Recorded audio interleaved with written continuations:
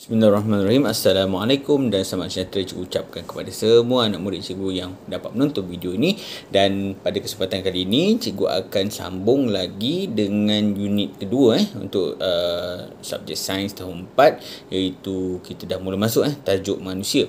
Okey, so malam ini cikgu akan pada video ni cikgu akan terang tentang pernafasan dulu. Okey, sebab tajuk ni agak panjang, jadi kita akan rungkai satu persatu.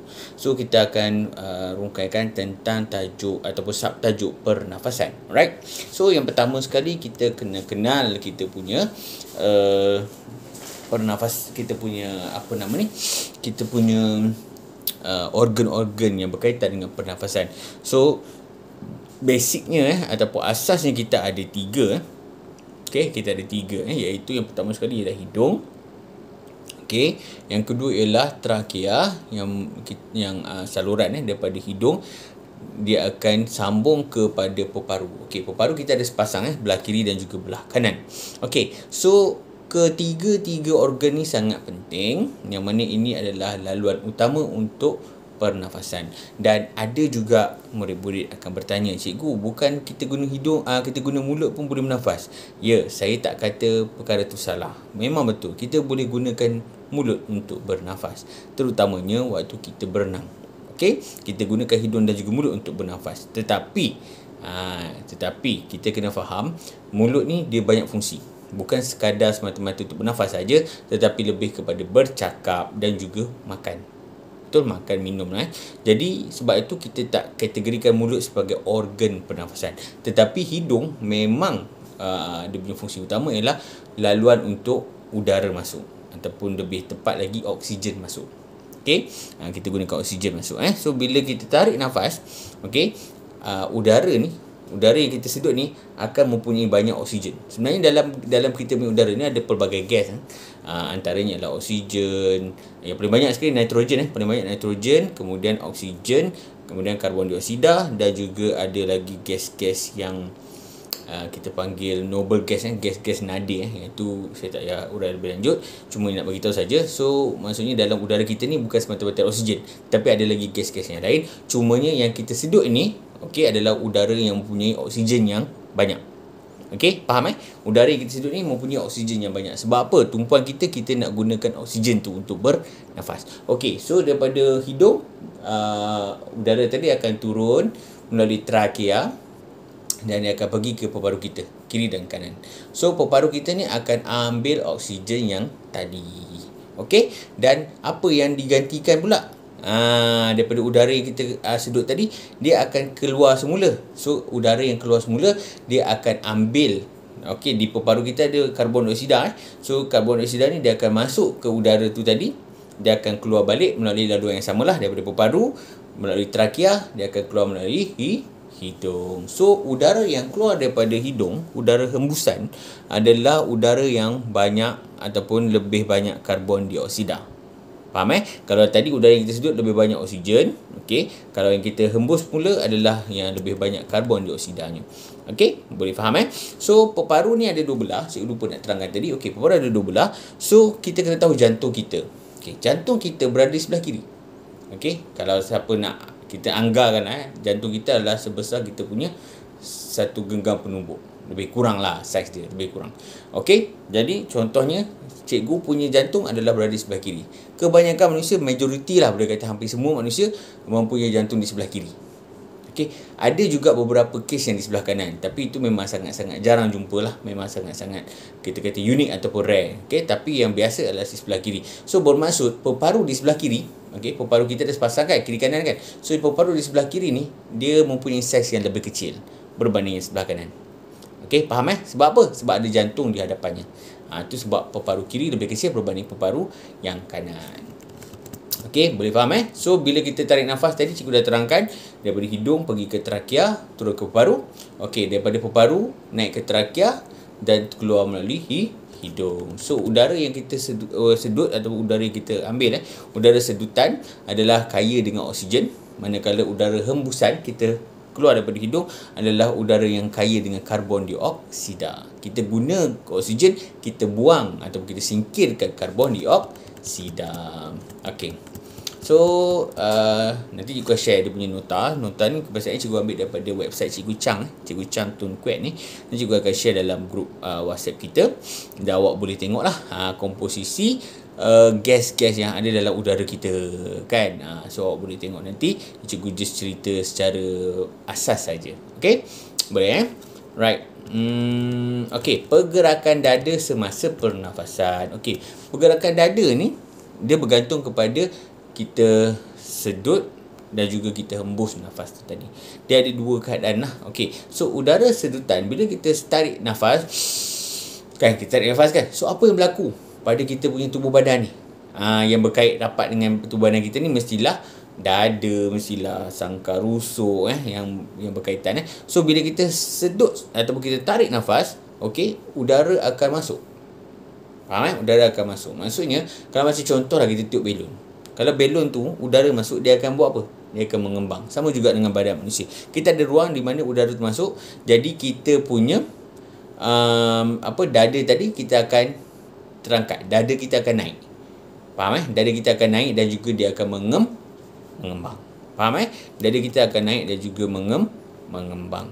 Okey, faham Kita punya dada akan naik dan juga mengembang disebabkan pertambahan isi padu udara. Kita tarik nafas.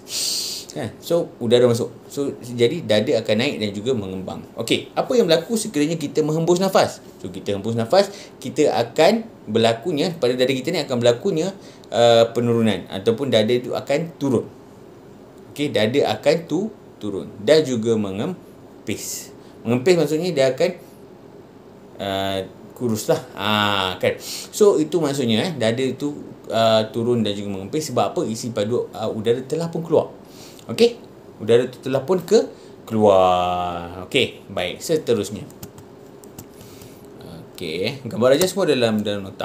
Okey, baik, seterusnya ialah kadar pernafasan. Okey, kadar pernafasan ni dia bergantung kepada aktiviti apa yang kita buat. Okey, so kadang-kadang kadar pernafasan kita boleh meningkat. Kadang-kadang kadar pernafasan kita tak sedar pun kita bernafas. Betul. Sebab apa? Dalam keadaan yang sangat-sangat rendah. Okey, dan waktu tidur pun sebenarnya kita bernafas. Jadi kita nak tahu kadar pernafasan kita ni. Okey, yang pertama sekali kita kena faham maksud dia. Okey, kadar pernafasan ialah bilangan pergerakan dada naik dan juga turun dalam masa 1 minit.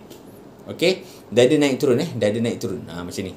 Dudap kan. Okey. So ini adalah dia punya takrifan. Ini daripada definisi. Inilah maksud dia. Okey, ini biasa soalan akan tanya Kadar pernafasan ialah bilangan pergerakan dada naik dan turun dalam masa 1 minit. Okey. So apa contoh kadar pernafasan yang ada ni? Okey, kadar pernafasan yang rendah. Ambil yang rendah tu Okey, rendah contohnya kita tak buat apa-apa, kita duduk setempat. Kita baca buku, kita main game, kita main phone kan, kita tak bergerak. Kita baca buku, kita main phone, kita tidur. Kita pergi, kita duduk sesaja borak-borak. So kadar pernafasan kita rendah. Sampai kita tak sedar pun kita bernafas. Betul? Tapi sebenarnya kita sedar bernafas lah, cuma kita tidak sedar. Sebab apa? Terlampau perlahan ataupun rendah. Okey, sederhana apabila kadar pernafasan itu akan meningkat sederhana apabila kita buat sedikit pergerakan. Kita buat pergerakan lah, kita ada aktiviti yang kita buat. Contoh, kita jogging. Tapi jogging ni bukan lari-lari juga, kita jogging pelan-pelan. Okey, jogging pelan-pelan, lari-lari anak kan. Okey, kemudian mungkin kita naik basikal petang-petang nak pergi rumah kawan kan. So kawan tunggu kat rumah, kita pergi kat rumah dia. Jomlah Ali, kita main bola. Jom kita naik basikal kan. Tu contoh. Okey. Kalau dah macam Azizul Hasni Awang tu berlumba tu tu lain kadar pernafasan dia Itu dah kadar pernafasan yang tinggi. So kadar pernafasan yang tinggi ni dia punya intensity, dia punya aktiviti tu sangat cergas. Intensity tu maksudnya pergerakan dia sangat cepat dan pantas dan berat. Mungkin macam tu. Jadi kadar pernafasan dia juga akan meningkat. Okey, boleh faham So contohnya macam aktiviti berlari, skipping tali, kemudian kita berenang, itu semua akan meningkatkan kadar pernafasan kita menjadi tinggi. Okey, kadar pernafasan ni berbeza disebabkan badan kita ni perlukan kandungan udara yang berbeza. Waktu kita duduk sesaja, kita baca buku, kita main game, kita duduk, kita tak bergerak.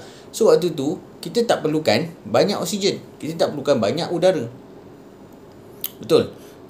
Tapi bila kita buat aktiviti yang berat, kita buat aktiviti yang cepat, aktiviti yang banyak pergerakan, kita akan perlukan lebih banyak oksigen, lebih banyak udara.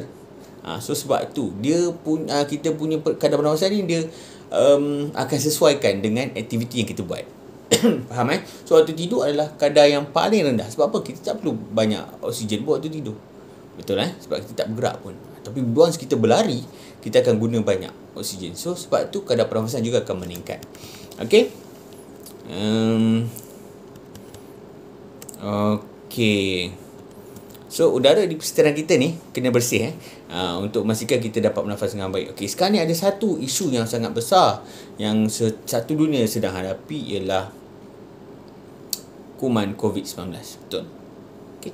Kuman COVID-19 ni adalah satu mikroorganisma, iaitu virus yang sangat berbahaya. Jadi sebab tu kita sebenarnya walaupun tak ada COVID ni pun, kita kena pastikan udara kita ni bersih. Macam mana kena bersih? Satunya kita kena amalkan kebersihan lah dalam rumah kita.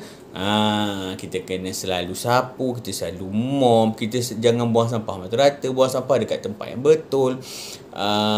Kemudian apa lagi kita kena